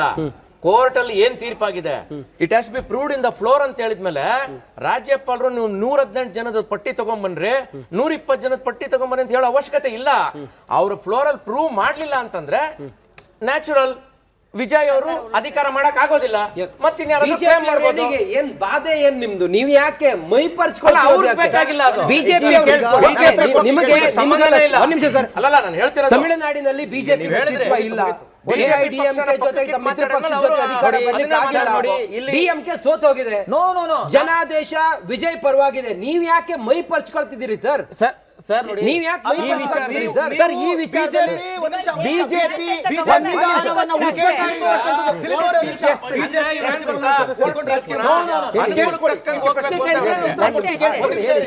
ಬಿಜೆಪಿ 163 ಕ್ಲಿಯರ್ ಆಗಿ ಹೇಳುತ್ತೆ. ಬಿಜೆಪಿ ಸಾರಿ, ಆರ್ಟಿಕಲ್ 163 ನಲ್ಲಿ ತಮ್ಮ ವಿವೇಚನೆ ಅಂದ್ರೆ ರಾಜ್ಯಪಾಲರ ವಿವೇಚನಾಧಿಕಾರಿ ಅಂದ್ರೆ ಡಿಸ್ಕ್ರಿಷನರಿ ಪವರ್ ಬಳಸಲು ಸಂವಿಧಾನಕ್ಕೆ ಅವಕಾಶ ಇದೆ. ರಾಜ್ಯಪಾಲರು ಶಾಸಕರ ಸಹಿ ಇರುವ ಬೆಂಬಲ ಪತ್ರಗಳನ್ನು ಕೇಳುವ ಅಥವಾ ಸದನದಲ್ಲಿ ಬಹುಮತ ಸಾಬೀತುಪಡಿಸಲು ಸಂವಿಧಾನಕ್ಕೆ ಹಕ್ಕು ಹೊಂದಿದೆ ಅಂತಕ್ಕಂಥದ್ದು ಇದು ಸಂವಿಧಾನದಲ್ಲಿ ಇರ್ತಕ್ಕಂಥದ್ದು. ಮತ್ತೆ ಹೇಳ್ತೀನಿ, ಕೇಳಿಸ್ಕೊಳ್ಳಿ ಅವರ ವಿವೇಚನೆಗೆ ಯಾವಾಗ ಬಿಟ್ಟಿರ್ತಕ್ಕಂಥದ್ದು ಅಂತ. ಒಂದ್ ನಿಮಿಷ ಮೇಡಮ್, ಕೇಳಿಸ್ಕೊಳ್ಳಿ, ನೀವು ಕೇಳಿಸ್ಕೊಳ್ಳಿ, ಉತ್ತರ ಕೇಳಿಸ್ಕೊಳ್ಳಿ. ನಾವು ಹೇಳ್ತಾ ಇರ್ತಕ್ಕಂಥದ್ದು ಇವತ್ತು ಬಹುಮತವನ್ನು ಸಾಬೀತುಪಡಿಸಬೇಕಾಗಿರ್ತಕ್ಕಂಥದ್ದು ಫ್ಲೋರ್ ಆಫ್ ದ ಹೌಸ್ ನಲ್ಲಿ.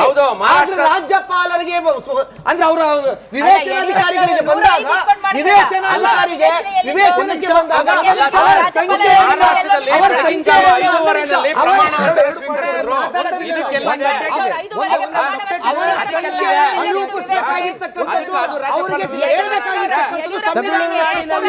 ಸರ್ಕಾರ ರಚನೆಗೆ ಒಂದೇ ನಿಮಿಷ, ಬೆಳಗಿನ ಜಾವ 5:30 ಪ್ರಮಾಣ ವಚನ ಸ್ವೀಕರಿಸೋದಕ್ಕೆ ಎಲ್ಲಿದೆ? ಎಷ್ಟೇ ಇಸ್ವಿನಲ್ಲಿ ಸರ್? ಎಷ್ಟೇ ಇಸ್ವಿನಲ್ಲಿ ನೀವು ತಗೊಂಡ್ಬನ್ನಿ. ಹೇಳಿ, ನಿಮಗೆ ಮಾಹಿತಿ ಇಲ್ಲ ಅಂತ ಹೇಳಿ ಇವ್ರು ಹೇಳ್ತಿದ್ದಾರೆ ಸರ್, ಇವ್ರು ಹೇಳಿರ್ತಕ್ಕಂಥದ್ದು 2019 ಇಸ್ವಿದು ಹೇಳ್ತಾ ಇದೀವಿ ಸರ್. ಬೆಳಗಿನ ಜಾವ 5:30 ಎಲ್ಲ ಇದೆಯಾ?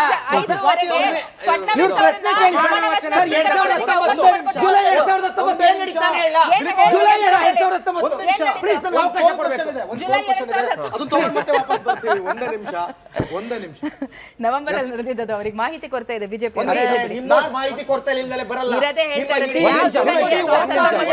ವಕ್ತಾರರಿಗೆ ಬೇಕಾಗುವಷ್ಟು ಮಾಹಿತಿ ನಾವು ಕೊಡ್ತೀವಿ. MDH ದಮ್ ಆಲು, ನಾಲ್ ತಡ್ಕ ಮತ್ತು ಮಶ್ರೂಮ್ ಮಸಾಲೆ. MDH ನಿಂದ ಊಟ ಪ್ರತಿ ಸಲ ಸ್ವಾದಿಷ್ಟಕರ. MDH ಯಾವಾಗ್ಲೂ ನಿಮ್ಗೆ ಹೊಸ ರುಚಿ ನೀಡಲು ಪ್ರತಿಬದ್ಧವಾಗಿದೆ. ನೋಡಿ, ತಮಿಳ್ನಾಡಿನಲ್ಲಿ ಯಾವ ರೀತಿ ಪರಿಸ್ಥಿತಿ ಇದೆ ಮತ್ತೆ ಈಗ ಏನು 118 ಅವರಿಗೆ ಸಪೋರ್ಟ್ ಸಿಗ್ತಾ ಇದೆ ನಮ್ಮ ಸ್ಕ್ರೀನ್ ಮೇಲೆ ಗಮನಿಸ್ತಾ ಇದ್ದೀರಿ. ನಾಳೆಯಿಂದ ತಮಿಳ್ನಾಡಿನಲ್ಲಿ ದಳಪತಿ ಯುಗಾರಂಭ. ನೀವು ವೋಟ್ ಮಾಡಿ, ನೀವು ಕೂಡ ವೋಟ್ ಮಾಡಬಹುದು. ಆಗುತ್ತಾ ಅಥವಾ ಆಗಲ್ವಾ? ಕೇವಲ ಮಾಸ್ ಡೈಲಾಗ್ಗೆ ಸೀಮಿತ ಆಗುತ್ತಾ ಅಥವಾ ಎಲ್ಲವೂ ಕೂಡ ಅಲ್ಲಿ 5 ವರ್ಷ ನೀಟಾಗಿ ಅಲ್ಲಿ ಸ್ಟಾರ್ ಆಗ್ತಾರ ಅವರು? ಅಂದ್ರೆ ರಾಜಕೀಯದಲ್ಲಿ QR ಕೋಡ್ ಇದೆ, ಸ್ಕ್ಯಾನ್ ಮಾಡಿ ವೋಟ್ ಮಾಡಿ. ಈಗ ಒಂದು ನಿಮಿಷ 20 ಸೆಕೆಂಡ್ ಟೈಮ್ ಕೊಡಿ ನನಗೆ. 1 ನಿಮಿಷ. 2019 ಏನಾಯ್ತು ಅಂತಕ್ಕಂಥದ್ದು ಅವ್ರು ತಿಳಿಸಬೇಕು. 2019 ನಮ್ಮ ಸಂಖ್ಯೆ ಇದ್ದಿದ್ದು 225 ಟೋಟಲ್ ಫ್ಲೋರ್ದು. ಅವತ್ತು 17 ಮಂದಿ ಬಂಡಾಯ ಶಾಸಕರು ಅನರ್ಹರಾಗ್ತಾರೆ. 208ಕ್ಕೆ ಕುಸಿಯುತ್ತೆ. ಆಗ 105 ಬಹುಮತಕ್ಕೆ ಬರುತ್ತೆ. 105 ಬಹುಮತಕ್ಕೆ ಬಂದಾಗ ಬಿಜೆಪಿ ಸಂಖ್ಯೆ 106 ಇರುತ್ತೆ. ಆಗ ಅವರು ವಾಜಪೇಯಿ ಅವರು ನಮಗೆ ಅವಕಾಶ ಕೊಡ್ತಾರೆ, ಯಡಿಯೂರಪ್ಪನವರಿಗೆ. ಇದು ಕೊಟ್ಟಿರ್ತಕ್ಕಂಥದ್ದು. ಮತ್ತೊಂದು ಇವತ್ತು ಸ್ವಾಮಿ ಅವರೇ, ಇವಾಗಲೇ ಒಂದು ಮಾತು ಹೇಳಿದ್ರು. ರಾಜ್ಯಪಾಲ ಏನು ಹೇಳಿದ್ರು ಅಂತ ಹೇಳ್ತೀನಿ. ಬೆಳಗಿನ ಜಾವ 5 ಮಾತಾಡಿದ್ರೆ ಸಂವಿಧಾನದಲ್ಲಿ ಸಂವಿಧಾನ ಪ್ರಕಾರ ಮಾತಾಡಿದ್ರೆ ನೀವು ಬಸವರಾಜ ಬೊಮ್ಮಾಯಿ ವಿಚಾರಕ್ಕೆ ಅದ್ರ ಪ್ರಕಾರ ಆಗ್ಬೇಕಂತ. ಬಟ್ ನೀವು ಅವಾಗಲೇ ಒಂದು ಮಾತು ಹೇಳಿದ್ರಿ, ಬೇರೆ ಬೇರೆ ಕಡೆ ರಾಜ್ಯಪಾಲರ ಮನಸ್ಥಿತಿ ಬೇರೆ ಬೇರೆ ತರ, ವಿವೇಚನೆ ಬೇರೆ ಬೇರೆ ಇರುತ್ತೆ. ಅವಾಗ ಹೆಂಗ್ ಅದು ಜಡ್ಜ್ಮೆಂಟ್ ಎಲ್ಲೋಯ್ತು, ಈಗ ವಿವೇಚನೆ ಎಲ್ಲೋಯ್ತು ಅಂದ್ರೆ ಬೇರೆ ಬೇರೆ ತರ ಇದೆ. ನಾನು ಹೇಳ್ತಿರೋದು ಈಗ ಯಾವಾಗ ನಾವು ನೋಡಿರುವಂತದ್ದು ಈ ಬಾರಿ ನಡೆದಂತಹ ಚುನಾವಣೆ ಅಲ್ಲ, ಈ ಹಿಂದಿನ ಬಾರಿ ನಡೆದಂತಹ ಚುನಾವಣೆಯಲ್ಲಿ 2019ರಲ್ಲಿ ಮಹಾರಾಷ್ಟ್ರದಲ್ಲಿ ಚುನಾವಣೆ ನಡೆದಂತಹ ಸಂದರ್ಭದಲ್ಲಿ ಶಿವಸೇನೆ ಮತ್ತು ಬಿಜೆಪಿ ಒಟ್ಟಿಗೆ ಚುನಾವಣೆಯನ್ನು ನಡೆಸಬೇಕು ಅಂತ ಹೋಗ್ತಾರೆ. ಆದ್ರೆ ಬಿಜೆಪಿ ಇಂಡಿಪೆಂಡೆಂಟ್ ಆಗಿ ಚುನಾವಣೆ ಹೋಗ್ತಾರೆ. ಅದಾದ ನಂತರದಲ್ಲಿ ಬಾಹ್ಯ ಬೆಂಬಲವನ್ನ ಕೇಳ್ತಾರೆ.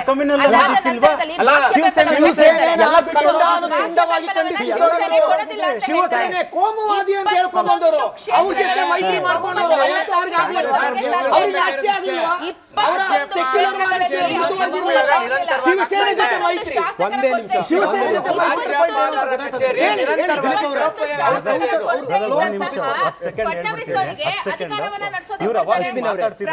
ಇಲ್ಲಿಗೆ ಜಸ್ಟ್ 1 ನಿಮಿಷ ಟೈಮ್ ಕೊಡಿದೆ. 1 ನಿಮಿಷ ಟೈಮ್ ಕೊಡಿ. ಬಿಜೆಪಿ ಅವರು ವಕ್ತಾರರು ದಿಲೀಪ್ ಅವರೇ, ಈಗ ಆಮ್ ಆದ್ಮಿ ಪಕ್ಷದ ಜಗದೀಶ್ ಅವರು 1 ನಿಮಿಷ ಪ್ಲೀಸ್, 1 ನಿಮಿಷ. ಜಗದೀಶ್ ಅವರು ಏನು ಹೇಳಿದ್ರು? ಫ್ಲೋರ್ ಅಲ್ಲೇ ಸಾಬೀತು ಮಾಡೋದಾದ್ರೆ ರಾಜ್ಯಪಾಲರ ವಿವೇಚನೆಗೆ ಯಾಕೆ ಫ್ಲೋರ್ ಅಲ್ಲೇ ಸಾಬೀತು ಮಾಡಬಹುದಲ್ಲ, ಅಧಿಕಾರದ ದುರುಪಯೋಗ ಅಲ್ವಾ ಅನ್ನೋದು ನೀವೊಂದು ಒಳ್ಳೆ ಪ್ರಶ್ನೆ ಕೇಳಿದ್ರಿ.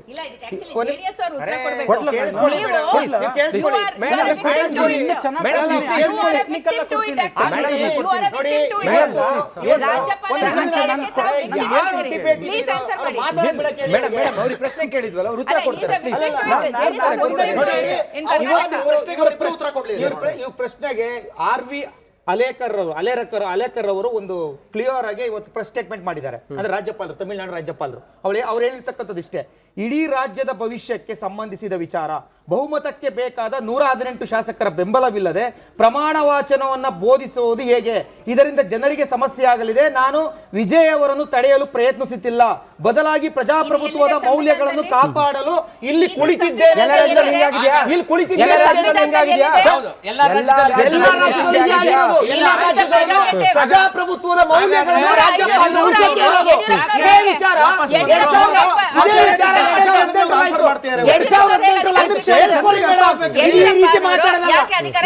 2018 ಇದೇ ರೀತಿ ಆದಾಗ ಯಡಿಯೂರಪ್ಪನವರು ಸರ್ ಅವತ್ತು ವಾಜಪೇಯಿ ಅವರು ಅವತ್ತು ಅವಕಾಶ ಕೊಡ್ತಾರೆ. ಪ್ರಮಾಣ ವಚನ ಸ್ವೀಕಾರ ಮಾಡಲಿಕ್ಕೆ ಅವಕಾಶ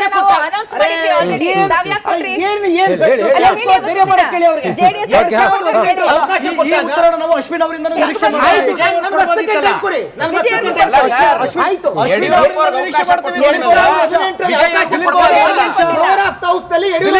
ಸ್ವಾತಿ ಅವರೇ, ನೀವು 1 ನಿಮಿಷ ರಾಜೀನಾಮೆ ಕೊಡಬೇಕಾಗುತ್ತೆ 2 ದಿವಸಕ್ಕೆ. ಅದೇ ಕಾರಣಕ್ಕೋಸ್ಕರ ಇವತ್ತು ತಮಿಳುನಾಡು ಜೊತೆ ಆಟ ಆಡಬಾರ್ದು ಒಂದು ಕಾರಣಕ್ಕೋಸ್ಕರ ಅವರ ವಿವೇಚನೆಯನ್ನು ಉಪಯೋಗಿಸಿ ಪ್ರಜಾಪ್ರಭುತ್ವವನ್ನು ಉಳಿಸಬೇಕು, ಸಂವಿಧಾನವನ್ನು ಉಳಿಸಬೇಕು ಅಂತ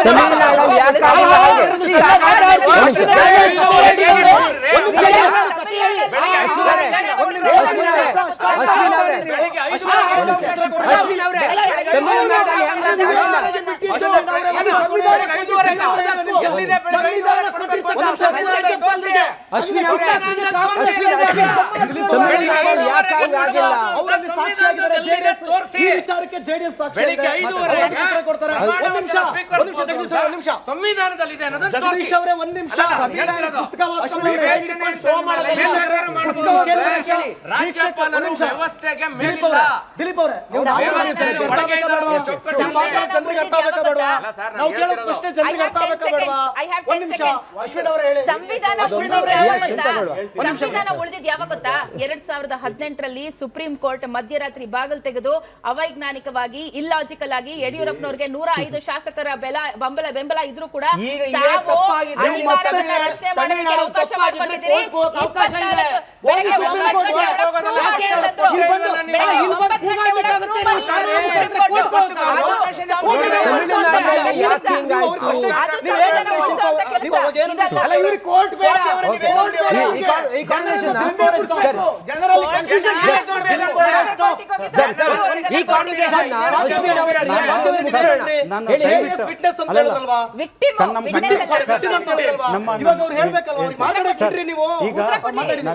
ನಾವು ಕನ್ನಡಿಗರು ನಾವು ತುಂಬಾ ಖುಷಿ ಪಡ್ತಿದೀವಿ. ಯಾಕೆಂದ್ರೆ ಬೊಮ್ಮಾಯಿ ಅವ್ರ ಪ್ರಕರಣ 89 ಪ್ರಕರಣನೇ ಬೇರೆ, ಇದು ಒಂದು ಸರ್ಕಾರ ರಚಿಸ್ಲಿಕ್ಕೆ ಹೋಗ್ತಿರೋಂಥ ವಿಜಯ್ ಅವ್ರ ಪ್ರಕರಣನೇ ಬೇರೆ. ಸುಮ್ನೆ ನಾವು ಬೆಳಿಗ್ಗೆ ಕಮಲ್ ಹಾಸನ್ ಅವರು ಬೊಮ್ಮಾಯಿ ಅವ್ರ ಪ್ರಕರಣ ತಗೊಂಡಾಗ್ಲಿಂದ ಇದು ಚರ್ಚೆಗೆ ಬರ್ತಿದೆ.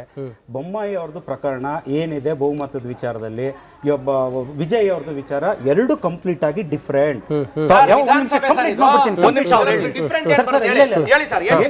ನಾವು ನೋಡಿ, ನಾವು ನೀವು ಹಿರಿಯರು, ನಾವು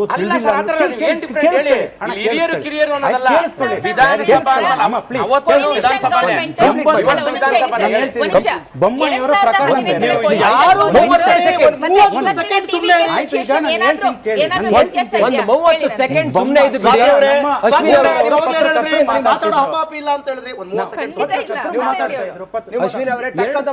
ಕ್ಲಿಯರ್ ಆಗಿ ಎಕ್ಸ್ಪ್ಲೈನ್ ಮಾಡ್ತಿದ್ರು. ಇದು ನಿಜವಾಗ್ಲೂ ಬೊಮ್ಮಾಯಿ ಅವ್ರ ಪ್ರಕರಣನೇ ಬೇರೆ, ಒಂದು ಹೊಸ ಪಕ್ಷ ತಮಿಳುನಾಡಲ್ಲಿ ರಚನೆ ಮಾಡ್ತಿರೋ ಒಂದು ಪ್ರಕರಣನೇ ಬೇರೆ. ನಾವು ಕನ್ನಡಿಗರಾಗಿ ನಿಜವಾಗ್ಲೂ ಖುಷಿ ಪಡುವಂತ ದಿನ ಏನಕ್ಕೆ ಅಂದ್ರೆ, ಈಗ ವಿಜಯ್ ಅವ್ರ ಒಂದು ಪಕ್ಷ ಜೊತೆ ಕಾಂಗ್ರೆಸ್ ಅವ್ರು ಸೇರಿದ್ದಾರೆ. ನಮ್ಗೆ ಮೇಕೆದಾಟು ಯೋಜನೆನ ತಂದು ಕೊಡ್ತಾರೆ ಅನ್ನೋದು ಒಂದು ಗ್ಯಾರಂಟಿ ಇದೆ.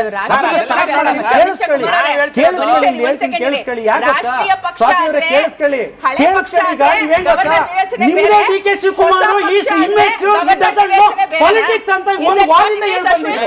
ಇದೇ ಡಿ.ಕೆ. ಶಿವಕುಮಾರ್ ಅವರು ಪಾಲಿಟಿಕ್ಸ್ ಅಂತ ನಿಮ್ಮ ಡಿ.ಕೆ. ಶಿವಕುಮಾರ್ ಅವರು ಹೇಳ್ಬಂದಿದ್ದು.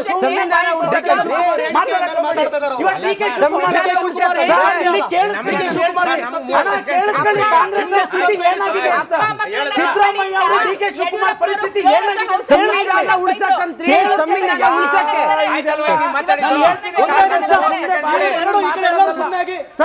ಡಿ.ಕೆ. ಶಿವಕುಮಾರ್ ಅವರು ವಾರದಿಂದ ವಿಜಯ್ ಅವರು ಇಮೆನ್ಷನ್ ಫೆಲೋ, ಈ ಡಸಂಟ್ ನೋ ಪಾಲಿಟಿಕ್ಸ್ ಅಂತ ಬಂದಿದ್ದಾರೆ.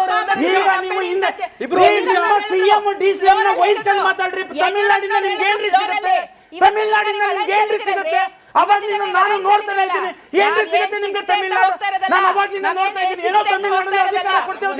ಯಾರಿಗೆ ನೀವು ತಮಿಳುನಾಡಲ್ಲಿ ವಿಜಯ್ ಅವರಿಂದ ನೀವು ಬಾಲ ಇಟ್ಕೊಂಡು ಹೋಗ್ತಿರೋ ತಮಿಳುನಾಡಲ್ಲಿ ನಿಮ್ಗೆ ಏನ್ರಿ ಸಿಗುತ್ತೆ? ಕರ್ನಾಟಕದಲ್ಲಿ ಮಾತಾಡ್ರಿ ನೀವು, ಏನ್ರಿ ತಮಿಳುನಾಡಲ್ಲಿ ನಿಮ್ಗೆ ಸಿಗುತ್ತೆ? ಏನ್ರಿ ನಿಮ್ಗೆ ತಮಿಳುನಾಡಲ್ಲಿ ಸಿಗುತ್ತೆ? ಡಿ.ಕೆ. ಶಿವಕುಮಾರ್ ಬೈದಿದ್ದಾರೆ, ಅದ್ರ ಬಗ್ಗೆ ನೀವು ಹೇಳ್ಬೇಡಿ. ತಮಿಳುನಾಡು ಒಂದ್ ನಿಮಿಷ ಕರ್ನಾಟಕ ಕಾಂಗ್ರೆಸ್ ನಾಚಿಕೆ ಆಗ್ಬೇಕು ನಿಮ್ಗೆ. ವಾದಿದ ಬೈದ್ ಬಂದಿದ್ರೆ ಈಗ ಆಲ್ರೆಡಿ ಉತ್ತಮವಾದಂತ ಏನ್ರಿ ಸಿಗುತ್ತೆ? ಮೂರ್ತಕ್ಕೆ ನಾಲ್ಕು ಸಿಗುತ್ತೆ ನೋಡಿ. ಇನ್ನು 2 ವರ್ಷ ಅಧಿಕಾರ ಇದೆ. ಅಶ್ವಿನ್ ಅವರೇ,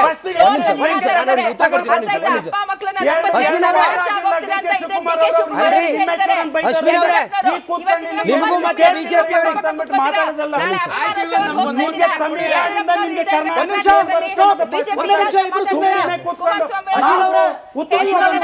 ಆಡಳಿತ ಕೊಡ್ತೀವಿ.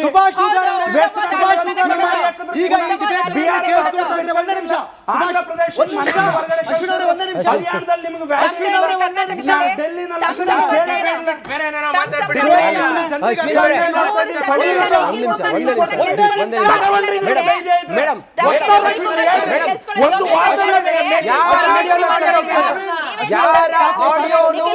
ಯಾರ ಆಡಿಯೋನು ಹೋಗ್ತಾ ಇಲ್ಲ. ಯಾರ ಆಡಿಯೋನು ಹೋಗ್ತಾ ಇಲ್ಲ ಒಂದೇ ಇವಾಗ. ದಿವಿತ್, ಯಾರ ಒಂದೇ ಆಡಿಯೋನು ನಿಮಿಷ, ಹೋಗ್ತಾ ಇಲ್ಲ. ಒಂದೇ ನಿಮಿಷ ದಿವಿತ್. ಅಶ್ವಿನ್ ಅವರೇ, ತಮಿಳ್ನಾಡಲ್ಲಿ 5 ಸೀಟ್ ಗೆದ್ದಿದ್ದಾರೆ ಅವರು. ಆಯ್ತಾ ಆಯ್ತಾ, ನೀವು ಸುಮ್ಮನೆ ಈಗ ಸುಭಾಷ್ ಶುಗರ್ ನಾನು ಕೇಳ್ತಿರೋದು ತಮಿಳ್ನಾಡಲ್ಲಿ ವಾರದಿಂದ ಬೈದು ಬಂದವರು ಮಾತಾಡ್ತೀವಿ. ಸುಭಾಷ್ ಶಕ್ತಿ ಇತ್ತು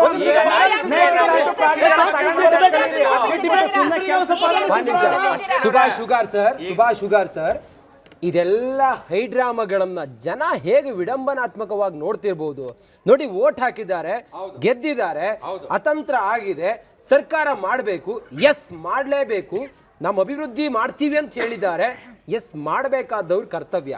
ಇದೆಲ್ಲ ನಾಟಕೀಯ ಬೆಳವಣಿಗೆಗಳನ್ನ ಜನ ಹೆಂಗ್ ನೋಡ್ತಿರ್ಬೋದು ಸರ್? ಸುಭಾಷ್ ಸರ್, ಇದ್ರ ಜೊತೆಗೆ ಇನ್ನೊಂದು ಆ್ಯಡ್ ಆನ್ ಆಗುತ್ತೆ ಕ್ವಶನ್. ಏನು ಅಂತಂದ್ರೆ, ಒಬ್ರು ಕೋರ್ಟ್ ಆರ್ಡರ್ ಹೇಳ್ತಿದ್ದಾರೆ, ಇನ್ನೊಬ್ರು ಸಂವಿಧಾನವಾಗಿ ಮಾತಾಡ್ತಾ ಇದ್ದಾರೆ. ಇದ್ರ ಬಗ್ಗೆನೂ ಸ್ವಲ್ಪ ಇವರು ಡಿಬೇಟ್ ಮಾಡ್ತಾ ಇರೋದ್ರಿಂದ ಜನರಿಗೆ ಅರ್ಥ ಆಗ್ತಾ ಇಲ್ಲ. ಅವೆರಡೂ ವಿಚಾರನೂ ಸ್ವಲ್ಪ ಅನಾಲಿಸಿಸ್ ಮಾಡಿ ಹೇಳಿ ನೀವು. ಅಲ್ಲ, ಈಗ ಎರಡೂ ವಿಷಯಗಳಲ್ಲಿ ಅನಾಲಿಸಿಸ್ ಮಾಡೋದು ನಾನು ಆವಾಗಲೇ ಹೇಳಿದೆ. ಇಬ್ಬರಿಗೂ ಕೂಡ ಅವ್ರದ್ದೇ ಆದಂಥ ಕಾರಣಗಳಿದೆ. ಒಂದು, ಪೂರ್ವ ನಿದರ್ಶನಗಳು ಯಾವ ರೀತಿ ಆಗಿದೆ ಅದನ್ನ ಆಧಾರದ ಮೇಲೆ ಮೆಜಾರಿಟಿ ಇಲ್ಲದೆ ಇದ್ರೂ ಕೂಡ ಸಿಂಗಲ್ ಲಾರ್ಜೆಸ್ಟ್ ಪಾರ್ಟಿಗೆ ಅವಕಾಶ ಕೊಡಬೇಕಿತ್ತು ಅನ್ನೋದು ಒಂದು ಅಭಿಪ್ರಾಯ. ಇನ್ನೊಂದು, ಸಂವಿಧಾನದೊಳಗಡೆ ಸಿಂಗಲ್ ಲಾರ್ಜೆಸ್ಟ್ ಪಾರ್ಟಿ ಲೀಡರ್ ಯಾರಿದ್ದಾರೆ ಅವರನ್ನು ಸರ್ಕಾರ ರಚನೆ ಮಾಡಲಿಕ್ಕೆ ಕರೀಲೇಬೇಕು ಅಂತ ಸ್ಪಷ್ಟವಾಗಿ ಏನು ಬರ್ತಿಲ್ಲ. ಯಾವಾಗ ಸ್ಪಷ್ಟತೆ ಇರೋದಿಲ್ವೋ ಆವಾಗ ವಿವೇಚನೆಯ ಪ್ರಶ್ನೆ ಬರುತ್ತೆ. ವಿವೇಚನೆಯ ಪ್ರಶ್ನೆ ಬಂದಾಗ, ಈಗ ಒಬ್ಬರು ರಾಜ್ಯಪಾಲರು ಬೇರೆ ರೀತಿಯಾದಂಥ ತೀರ್ಮಾನವನ್ನು ತಗೊಳ್ಬೋದು, ಇನ್ನೊಂದು ರಾಜ್ಯದೊಳಗಡೆ ಮತ್ತೊಬ್ಬ ರಾಜ್ಯಪಾಲರು ಬೇರೆ ರೀತಿಯ ಒಳಗಡೆ ತೀರ್ಮಾನವನ್ನು ತಗೊಳ್ಬೋದು. ಅದಕ್ಕೇ ವಿವೇಚನೆ ಅಂತ ಕರೆಯೋದು. ವ್ಯಕ್ತಿಗಳು ಬೇರೆ ಬೇರೆ ಆದಾಗ ಅವರ ವಿವೇಚನೆ ಬೇರೆ ಬೇರೆನೇ ಇರ್ತದೆ. ಇದು ಸರಿಯೋ ತಪ್ಪು ಅನ್ನೋದು ನಾವು ಇದು ಸರಿ ಅಥವಾ ತಪ್ಪು ಅಂತ ತೀರ್ಮಾನ ಕೊಡ್ಲಿಕ್ಕಂತೂ ಸಾಧ್ಯ ಇಲ್ಲ. ಆದರೆ ಒಂದು ಪೊಲಿಟಿಕಲ್ ಪಾರ್ಟಿಯಾಗಿ, ಅದು ಯಾವುದೇ ಪೊಲಿಟಿಕಲ್ ಪಾರ್ಟಿ ಆಗಿರಲಿ, ಕಾಂಗ್ರೆಸ್ ಆಗಿರಲಿ, BJP ಆಗಿರಲಿ, ಯಾರೇ ಆಗಲಿ, ಆ ರಾಜ್ಯದೊಳಗಡೆ ಸಿಂಗಲ್ ಲಾರ್ಜೆಸ್ಟ್ ಪಾರ್ಟಿ ಅವಕಾಶ ಕೊಟ್ಟಾಗ ಅದು ನಮ್ಮ ಪರವಾಗಿದ್ದರೆ ಅದನ್ನು ಸರಿ ಅಂತ ಅನ್ನೋದು. ಇನ್ನೊಂದು ಕಡೆ ರಾಜ್ಯದೊಳಗೆ, ಬೇರೆ ಯಾವುದೋ ರಾಜ್ಯದೊಳಗಡೆ ಸಿಂಗಲ್ ಲಾರ್ಜೆಸ್ಟ್ ಪಾರ್ಟಿಗೆ ಅವಕಾಶ ಕೊಡಬೇಕು ಅಂತ ವಾದ ಬಂದಾಗ ಅವಾಗ ಅದನ್ನು ಕೊಡಬಾರ್ದು, ಯಾಕಂದರೆ ಮೆಜಾರಿಟಿ ಇಲ್ಲ ಅಂತ ಹೇಳೋದು. ಒಂದು ಪೊಲಿಟಿಕಲ್ ಪಾರ್ಟಿಯಾಗಿ ಎರಡು ಬೇರೆ ಬೇರೆ ರೀತಿಯಾದಂಥ ಸ್ಟ್ಯಾಂಡ್ಗಳನ್ನು ತಗೊಳ್ಳೋದಿದೆಯಲ್ಲ, ಅದು ಭಾಳ ಇಮ್ಮಾರಲ್ಲು. ಆದರೆ ಈ ಮಾರಲ್ಲು, ಇಮ್ಮಾರಲ್ಲು, ನೈತಿಕತೆ, ಈ ಎಲ್ಲ ವಿಚಾರದ ಬಗ್ಗೆ ರಾಜಕೀಯ ಪಕ್ಷಗಳು ಮಾತಾಡುವಷ್ಟು ಅಥವಾ ಅವರು ಮಾತಾಡಲಿಕ್ಕೆ ಅವ್ರಿಗೆ ಆ ನೈತಿಕತೆ ಇದೆಯಾ, ಯಾರು ಯಾವ್ಯಾವ ಸಂದರ್ಭಗಳಲ್ಲಿ ಏನೇನು ಮಾಡಿದ್ದಾರೆ. ಈಗ ಒಂದೇ ಒಂದು ಉದಾಹರಣೆ, ಈ ಸಡನ್ನಾಗಿ ಮೇಕೆದಾಟು ವಿಚಾರ ಬಂತು. ಮೇಕೆದಾಟು ವಿಚಾರ ಕರ್ನಾಟಕ ಈಗ ಪರವಾಗಿ ಏನಾದರೂ ವಿಜಯ್ ಅವರು ಮಾಡ್ತಾರಾ? ನಮ್ಮ ಕರ್ನಾಟಕದ ನಾಯಕರುಗಳು ಕಾಂಗ್ರೆಸ್ಸನ್ನು ಮನವೊಲಿಸಿ ಅಲ್ಲಿ TVK ಗೌರ್ಮೆಂಟ್ಗೆ ಹೇಳಿ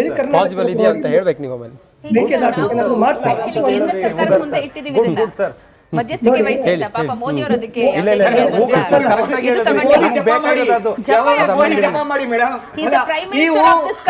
ನಮ್ಮ ಸ್ನೇಹಿತರು ನಮ್ಮ ಬ್ರದರ್ ಅಂತ ಹೋಗ್ತಾ ಇದ್ದಾರೆ, ಅವ್ರ ಜೊತೆ ಹೋಗಿ ಮಾತಾಡಿ ಮೇಕೆದಾಟು ತೆಗೆದುಕೊಂಡ್ ಬಂದಿ ನೋಡಿದೀವಿ. ಯಾವ ರೀತಿ ಮೇಕೆದಾಟು ಮಾಡಬೇಕಾದ್ರೆ ಯಾವ ರೀತಿ ನೋಡಿದೀವಿ ನಾವು.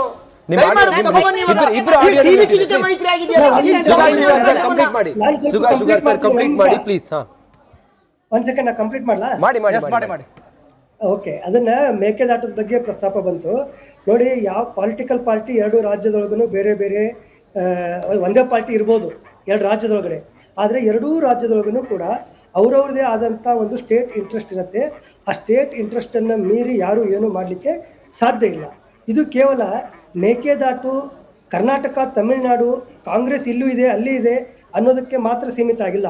ನೀವು ಇತಿಹಾಸವನ್ನು ತಗೊಂಡು ಬಂದು ನೋಡ್ರಿ, ತೆಗೆದು ಎಲ್ಲ ವಿಷಯಗಳಲ್ಲೂ ಕೂಡ ಕರ್ನಾಟಕಕ್ಕೆ ಅನ್ಯಾಯ ಆಗಿದೆ. ಬೇರೆ ಬೇರೆ ಎಲ್ಲ ವಿಚಾರಗಳಲ್ಲೂ ಕೂಡ. ಮಹದಾಯಿ ವಿಚಾರದೊಳಗಡೆ ಕರ್ನಾಟಕದಲ್ಲೂ BJP ಗೌರ್ಮೆಂಟ್ ಇತ್ತು, ಮಹಾರಾಷ್ಟ್ರ ಗೋವಾದಲ್ಲೂ BJP ಗೌರ್ಮೆಂಟ್ ಇತ್ತು, ಸೆಂಟ್ರಲಲ್ಲೂ BJP ಗೌರ್ಮೆಂಟ್ ಇತ್ತು. ಆದರೂ ಕೂಡ ಏನು ಮಾಡ್ಲಿಕ್ಕೆ ಆಗಿಲ್ಲ, ಕರ್ನಾಟಕಕ್ಕೆ ನೆರವು ಮಾಡಲಿಕ್ಕೆ BJPಗೆ ಆಗಲಿಲ್ಲ. ಸೆಂಟ್ರಲ್ ಗೌರ್ಮೆಂಟ್ ಲಾಯರು ಗೋವಾ ಪರವಾಗಿ ವಾದವನ್ನ ಮಾಡಿದ್ರು. ಹೀಗಾಗಿ ಸ್ಟೇಟ್ ಇಂಟ್ರೆಸ್ಟ್ ಅವ್ರು ನೋಡ್ಕೋತಾರೆ. ಪೊಲಿಟಿಕಲ್ ಪಾರ್ಟಿ ಎರಡು ಕಡೆ ಸ್ಟೇಟ್ ಒಂದೇ ಆಗಿದ್ದಾವೆ ಅನ್ನೋ ಕಾರಣಕ್ಕೆ ತಮ್ಮ ಸ್ಟೇಟ್ ಇಂಟ್ರೆಸ್ಟ್ ಬಿಟ್ಟು ಯಾರು ಏನು ಮಾಡಲ್ಲ. ಮೇಡಮ್, ಈಗ ಮೇಡಮ್, ಒಂದು ಬಂಗಾರದ ಗ್ಯಾರಂಟಿಯನ್ನು ಕೊಟ್ರಿ, ಮತ್ತೊಂದು ಗ್ಯಾಸ್ನ ಗ್ಯಾರಂಟಿಯನ್ನು ಕೊಟ್ಟಿದ್ದಾರೆ. ಇದು ಸಾಧ್ಯ ಇದೆಯಾ? ಕೊಟ್ರಿ ಅಲ್ಲ, ಕೊಟ್ಟಿದ್ದಾರೆ. ನೀವು ಹೋದ್ರ ಇದು ಪಾರ್ಟಿಗ? ವಿಜಯ್ ಅವ್ರು ಕೊಟ್ಟಿರುವಂತ. ಅಲ್ಲ, ಅದಿನ್ನು ಪ್ರಣಾಳಿಕೆಯಲ್ಲಿ ಇರೋದು, ಇನ್ನು ಅಧಿಕಾರಕ್ಕೆ ಬರ್ಬೇಕು ಅದನ್ನೆಲ್ಲ ಸಾಬೀತು ಮಾಡಕ್ಕೆ. ಆಯ್ತು, ಹೇಳಿ ಪಾಸಿಬಲ್ ಇದೆಯಾ?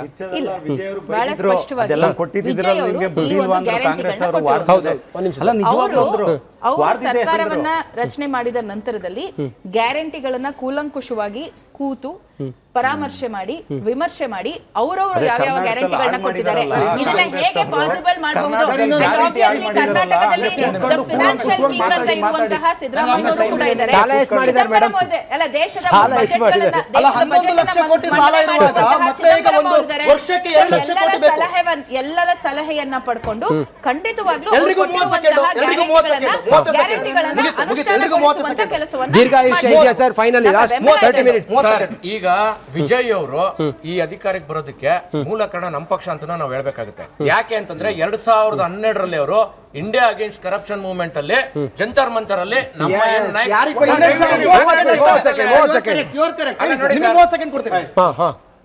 ಈಗ ಅವರು ಈ ಒಂದು ಆಮ್ ಆದ್ಮಿ ಪಾರ್ಟಿ ಸಿದ್ಧಾಂತ ಇಟ್ಕೊಂಡೆ ಇದನ್ನೆಲ್ಲ ಪ್ರಣಾಳಿಕೆ ಮಾಡಿದ್ದಾರೆ.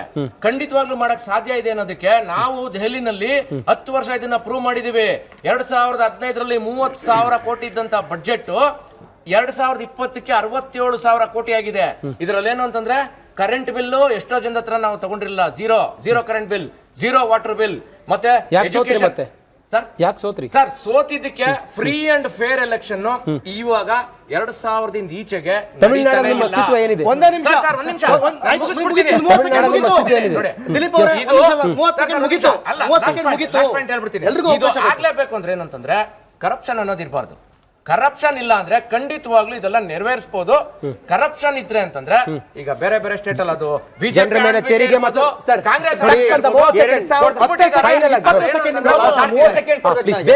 ಎಲ್ಲರೂ ಕೊಟ್ಟಿದ್ದೀರಿ, ಬೇಗ ಬೇಗ ಅಣ್ಣಾ ಹಜಾರೆ ಅವರ ಒಂದು ಮೂವ್ಮೆಂಟ್ ಅಲ್ಲಿ 2011ರಲ್ಲಿ ಇದೇ ವಿಜಯ್ ಜೋಸೆಫ್ ಅವರವರು ಇದೇ ಜಂತರ್ ಮಂತರ್ ನಿಂತ್ಕೊಂಡು ಮಾತಾಡ್ತಾರೆ. ಕಾಂಗ್ರೆಸ್ ನ ಭ್ರಷ್ಟಾಚಾರವನ್ನ ಬೇರು ಸಮೇತ ಕಿತ್ತಾಕ್ಬೇಕು ಅಂತ ಹೇಳಿ, ಆ ಭ್ರಷ್ಟಾಚಾರವನ್ನ ಬೇರು ಸಮೇತ ಕಿತ್ತಾಕ್ಬೇಕು ಅಂತ ಹೇಳಿದಂತಹ ಕಾಂಗ್ರೆಸ್ ನ ಜೊತೆಯಲ್ಲಿ ಯಾವ ಸಿದ್ಧಾಂತ ಒಂದು ಮತ್ತು ಇನ್ನೊಂದು ಜನರ ತೀರ್ಪಿಗೆ ವಿರುದ್ಧವಾಗಿರ್ತಕ್ಕಂಥ ಗ್ಯಾರಂಟಿ ಅಂತ ನೋಡ್ತೀರಾ? ತಮಿಳುನಾಡಲ್ಲಿ ಹೊಸ ಪಕ್ಷ ಬರ್ತಿದೆ, ಅವ್ರ ಜೊತೆ ಒಂದು ಪಕ್ಷಗಳು ಸೇರ್ಕೊಂಡಿದೆ, ಆಡಳಿತ ಮಾಡ್ಲಿ. ಯಾಕಂದ್ರೆ ಸ್ಟಾಲಿನ್ ಅವರು ಹೇಳಿದ್ದಾರೆ ಈ ಒಂದು 6 ತಿಂಗಳು ನೋಡ್ಲಿ ಅಂತ, ಒಳ್ಳೆ ಉತ್ತಮವಾದಂತ ಆಡಳಿತ ಕೊಡ್ಲಿ. ನಮ್ಮ ಕನ್ನಡಿಗರಾಗಿ ನಾನು ಕೇಳ್ಕೊಳ್ಳೋದು ಇಷ್ಟೇ, ಮೇಕೆದಾಟು ಯೋಜನೆ ನೀವು ಕಾಂಗ್ರೆಸ್ ಅವ್ರು ಸೇರ್ಕೊಂಡು ನಮ್ಮ ಕರ್ನಾಟಕದಲ್ಲಿ ತಗೊಂಡ್ ಬಂದ್ರೆ ನಾವು ಖುಷಿ ಪಡ್ತೀವಿ. ಕಾಂಗ್ರೆಸ್ ಅವರೇ ನಾವು ದಿನ ಕೇಳ್ತಿರ್ತೀವಿ, ಎಚ್ಚರಿಸ್ತಿರ್ತೀವಿ, ಹುಷಾರಾಗಿರಿ. ಅಮ್ಮ ದೇವೇಗೌಡರ ನೆನಪಿಸ್ಕೋಬೇಕು ನೀವು, ನೆನಪಿಸ್ಕೋಬೇಕು. ಆರು ಲಕ್ಷ ಎಕರೆಗೆ ನೀರು ಕೊಟ್ಟವರು ದೇವೇಗೌಡರು ಆಗುತ್ತಾ ಇಲ್ವಾ ಅಂತ ಆ ಪೋಲ್ ನಲ್ಲಿ ಹೌದು ಅಂತ 85% ಇದೆ, ಇಲ್ಲ ಅಂತ 11% ಇದೆ, ಗೊತ್ತಿಲ್ಲ ಅಂತ 4% ಇದೆ. ಸೊ ಇದಿಷ್ಟು ಪೋಲ್ ನಲ್ಲಿ ಸಿಕ್ಕಿರುವಂತ ಉತ್ತರ. ಸೊ ಎಲ್ಲರೂ ಕೂಡ ಈ ಚರ್ಚೆಯಲ್ಲಿ ಭಾಗಿಯಾಗಿದ್ದಕ್ಕೆ ಎಲ್ರಿಗೂ ಧನ್ಯವಾದಗಳು. ಥ್ಯಾಂಕ್ ಯು ಸೋ ಮಚ್ ಎಲ್ರಿಗೂ ಕೂಡ. ಈಗ ಇರೋದು ವಿಜಯ್ ಅವರ ಮುಂದೆ. ಎಸ್, ನಾಳೆ ಅವರು ಪ್ರಮಾಣ ವಚನ ಸ್ವೀಕರಿಸ್ತಾರೆ, ಮುಖ್ಯಮಂತ್ರಿ ಆಗ್ತಾರೆ. ಇವರೆಲ್ಲ ಬೆಂಬಲ ಕೊಟ್ಟಿದ್ದಾರೆ. ಎಸ್, ತಮಿಳುನಾಡಿನಲ್ಲಿ ಸುಭದ್ರ ಸರ್ಕಾರ ಇರಲಿ, ಹೇಳಿದಂತ ಬೇಡಿಕೆ ಏನು ಭರವಸೆ ಕೊಟ್ಟಿದ್ರಲ್ಲ ಈಡೇರಿಸಲಿ. ತಮಿಳುನಾಡಿನ ಜನ ತಾವೇನು ಅನ್ಕೊಂಡಿದಾರಲ್ಲ ಅದನ್ನ ಮಾಡಿ ತೋರಿಸಲಿ. ಇದು ಸಿನಿಮಾ ಡೈಲಾಗ್ ಮಾತ್ರ ಸೀಮಿತ ಆಗುತ್ತಾ ಅಥವಾ ಹೆಂಗೆ ಅದ್ಭುತವಾಗಿ ಆಡಳಿತ ನಡೆಸ್ಕೊಂಡು ಹೋಗ್ತಾರೆ ಎಲ್ಲವನ್ನು ಕೂಡ ಕಾದು ನೋಡೋಣ. ಈ ಚರ್ಚೆಯನ್ನ ಇಲ್ಲಿಗೆ ಮುಗಿಸೋಣ, ಮುಂದಿನ ಭಾಗದಲ್ಲಿ ನಿರೀಕ್ಷಿಸಿ.